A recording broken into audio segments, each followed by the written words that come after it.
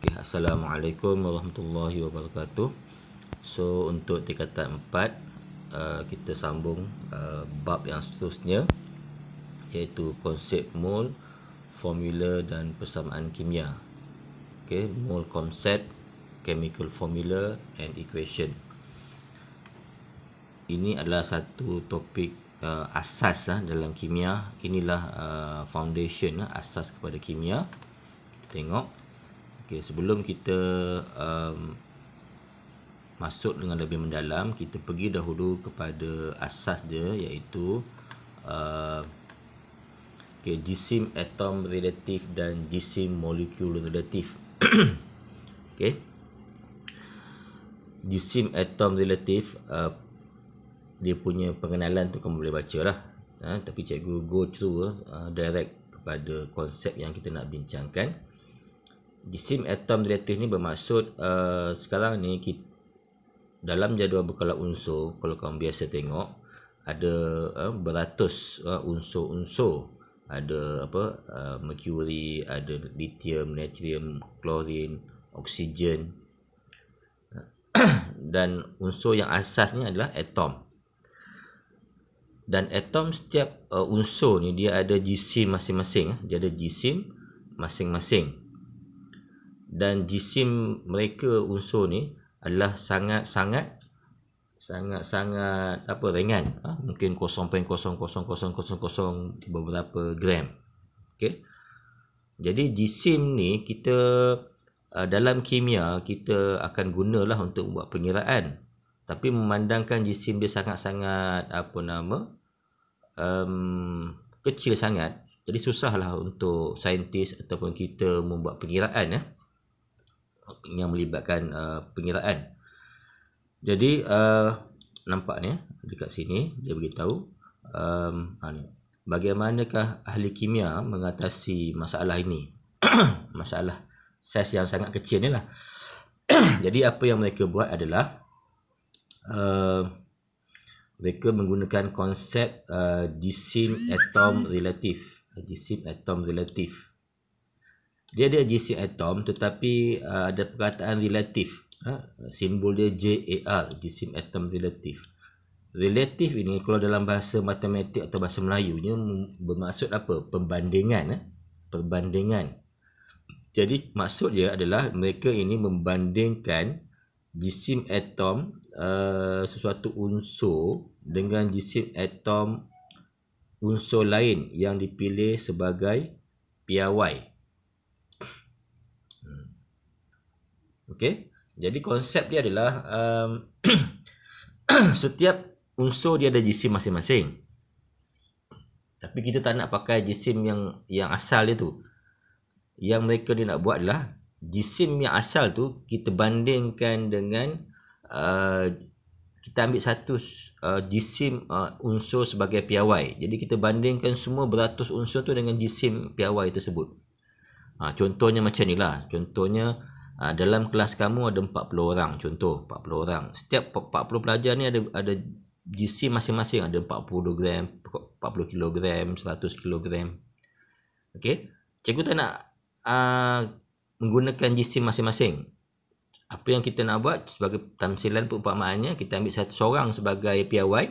Contohnya berat pelajar itu, contohlah 20 kilogram. Contoh 20 kilogram. Jadi pelajar tu pelajar X. Contohnya Ahmad 100 kilogram. Jadi kita bandingkan di 100 kilogram bandingkan dengan 20 kilogram. Jadi perbandingannya sebanyak berapa kali ganda berat? 5 kali.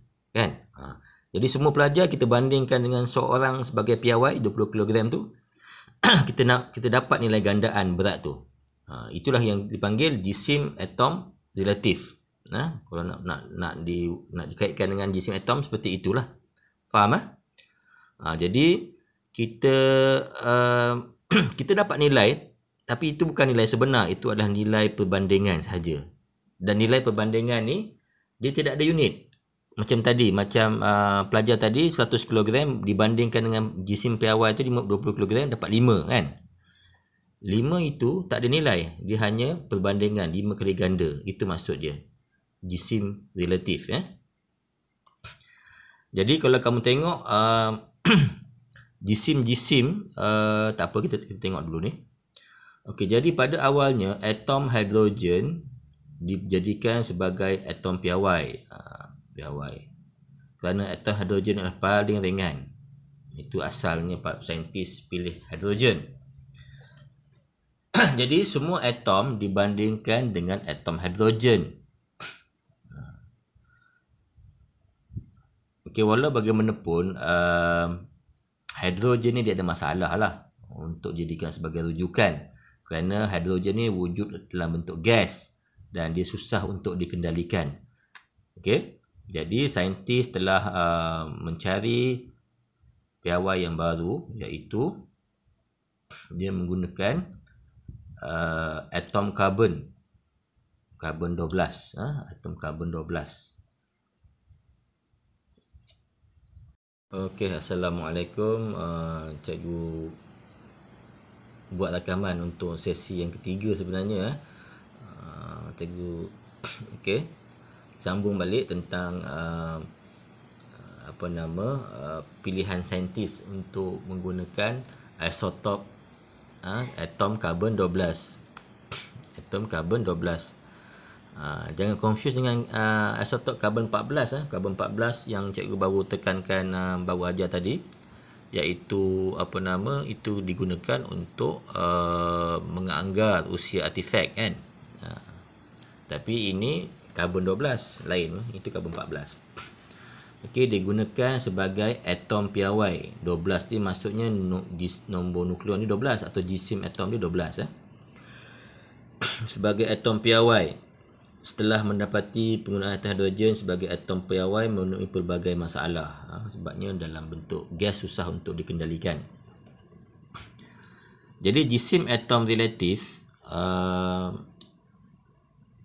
apa dia adalah perbandingan antara jisim satu atom unsur dibandingkan dengan jisim satu atom karbon 12 tapi bukan jisim satu atom, jisim 1/12. Ni 1/12 jisim atom karbon 12. Macam pelajar kelas korang tadi, contohnya 100 kg kan, dibandingkan dengan tak apalah tu, takut confuse lagi. Jadi jisim mana-mana unsur dibandingkan dengan 1/12 jisim atom karbon 12. Okey. Jadi inilah definisi dia. Ini catat definisi dia. Biasa ditanya apa maksud definisi jisim atom relatif, iaitu catatlah, boleh keluar dalam soalan objektif. Jisim purata satu atom dibandingkan dengan 1/12 jisim satu atom karbon 12. Okey, ini dia punya definisi dia. 1/12 jisim atom karbon 12.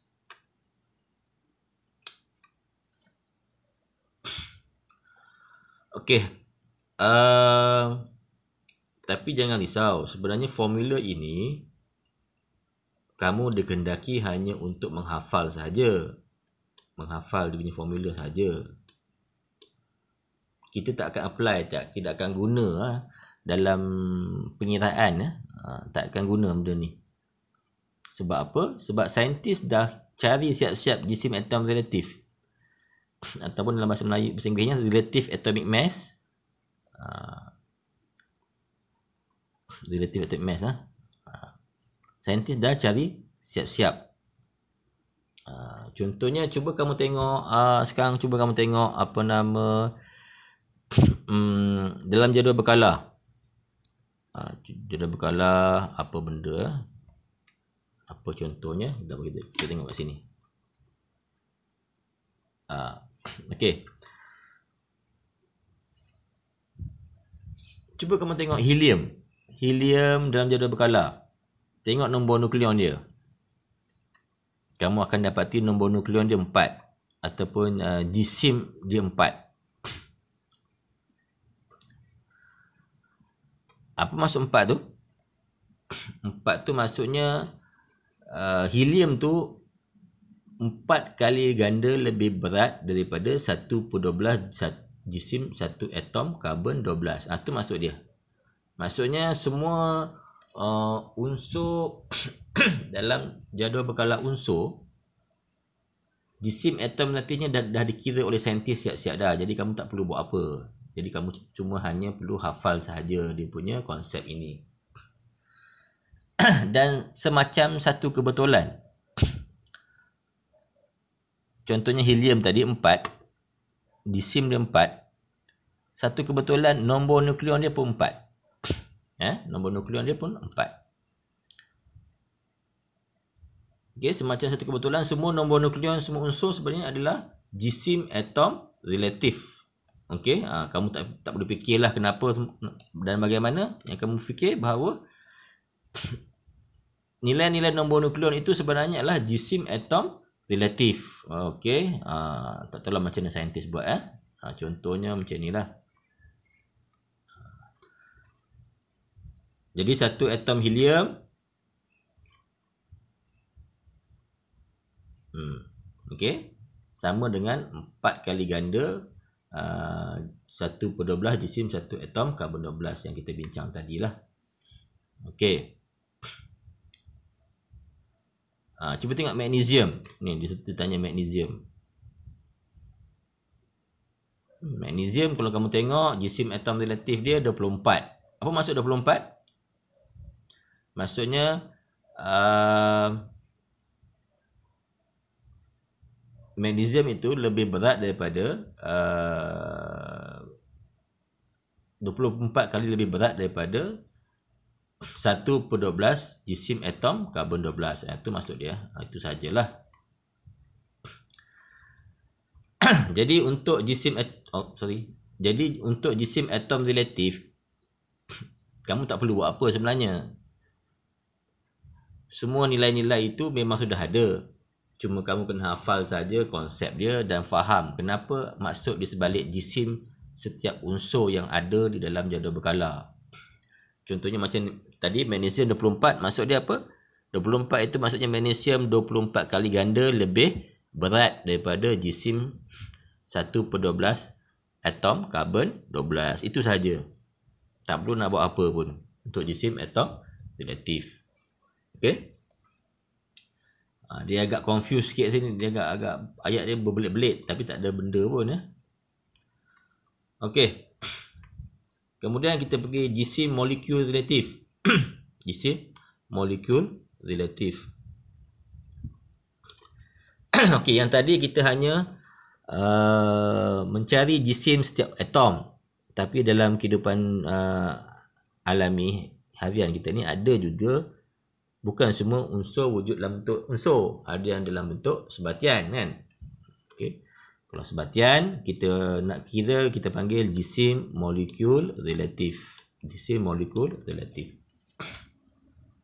Okey, jisim molekul relatif juga ada formula dia. Jangan risau, formula dia pun macam tadi tidak digunakan pun. Tidak digunakan. Cuma kamu perlu hafal saja. Iaitu jisim purata satu molekul bahagi 1/12 jisim satu atom karbon 12. Ini pun kamu kena hafal, kena catat. Ini cikgu bagi 3 bintang lah. Jarang dia tanya yang ni. Dia tanya yang tadi tu 3 bintang. Okay. Tapi kalau ada 3 bintang pun penting jugalah. Okay. Kita tak akan guna formula ni, tadi akan aplikasikan. Tapi kita ada sedikit pengiraan yang lain. Contohnya macam ni.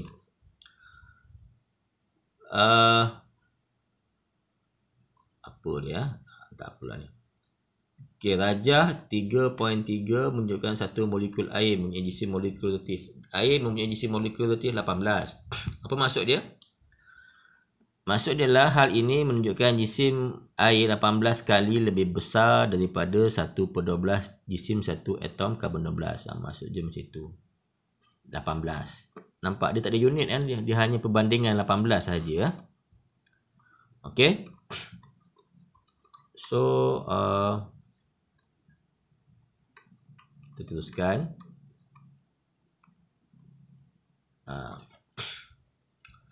Jadi bagaimana contohnya dia dapat 18 tadi tu yang ini kita ada sedikit pengiraan simple je pengiraan dan kita tak apply pun formula yang tadi tu. Okey, contohnya jisim molekul relatif satu molekul boleh dihitung dengan menjumlahkan jisim atom relatif bagi semua atom yang membentuk molekul tersebut. Contohnya tadi kita ambil ni air H2O.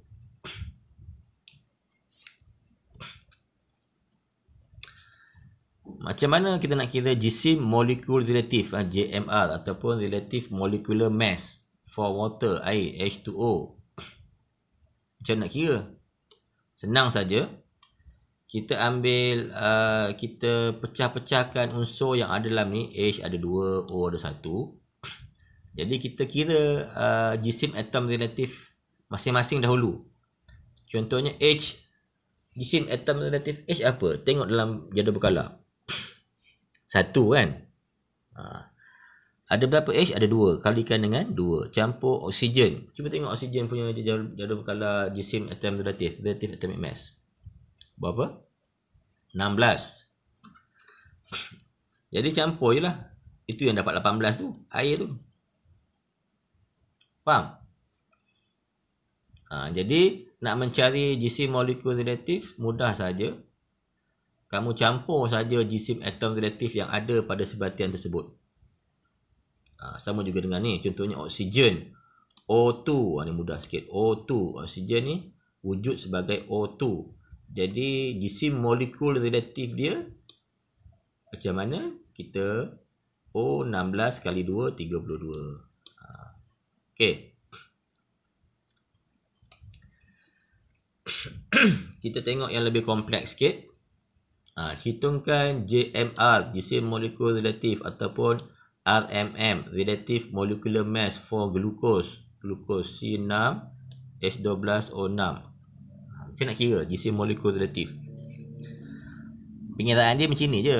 Dia tak pakai formula pun 1/12 tadi tu. Macam ni formula dia. Karbon tengok 12 kalikan dengan 6. Campur hidrogen, jisim dia 1, ada berapa? Ada 12 kali dengan 12. Campur oksigen 16 kalikan dengan 6. Okey, dapatlah 180. Tak ada unit. JMR tak ada unit.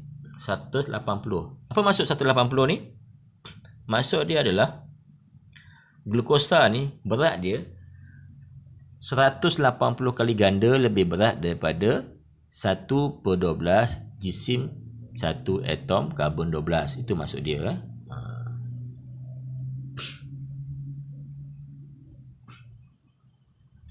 Okey, kita teruskan kepada satu istilah lagi, jisim formula relatif. Tadi jisim molekul relatif, ini jisim formula relatif ataupun relative formula mass.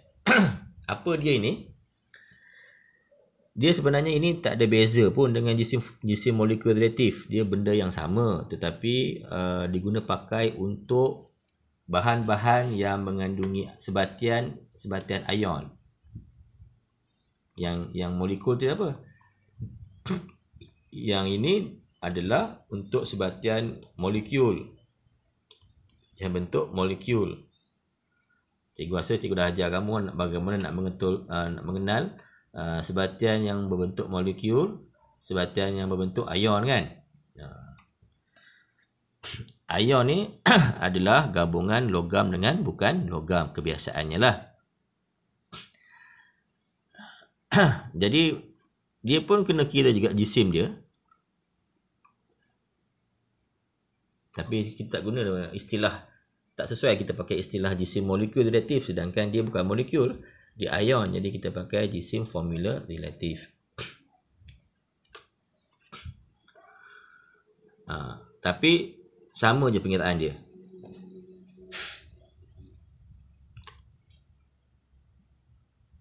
Okey, contohnya kita tengok ni. Hitungkan jisim formula relatif bagi zinc klorida, ZnCl2, dan juga aluminium sulfat.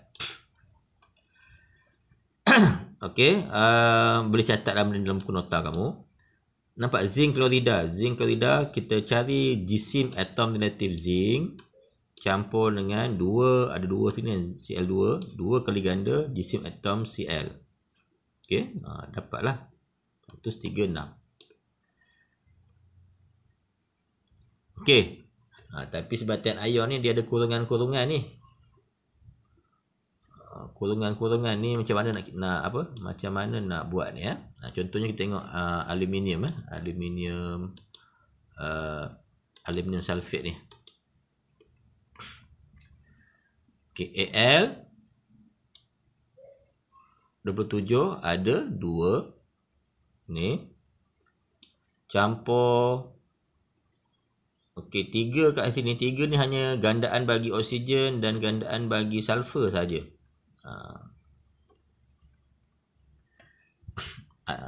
Okey, sama ada kamu settlekan dalam ni, kemudian kamu kalikan dengan 3. Campur aluminium, dapatlah ni. 3 ni hanya untuk SO4 je, bukan untuk aluminium sebab kurungan ni Faham Kalau kurungan ni maksudnya darab 3. Okey, so ulang balik tengok apa yang cikgu ajar ni. Cuba kamu selesaikan ni aktiviti 3.3, buat dalam buku buku nota lah. Benda buat dalam buku nota.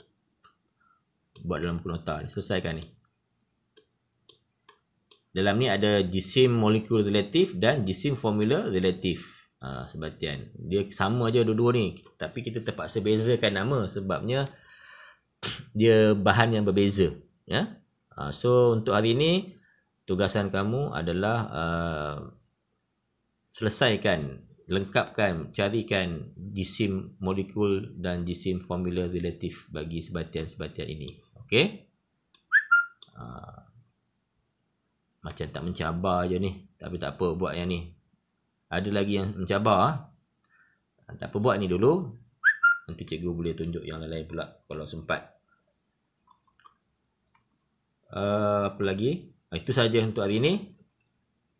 Okey, terima kasih. Buat dalam buku nota.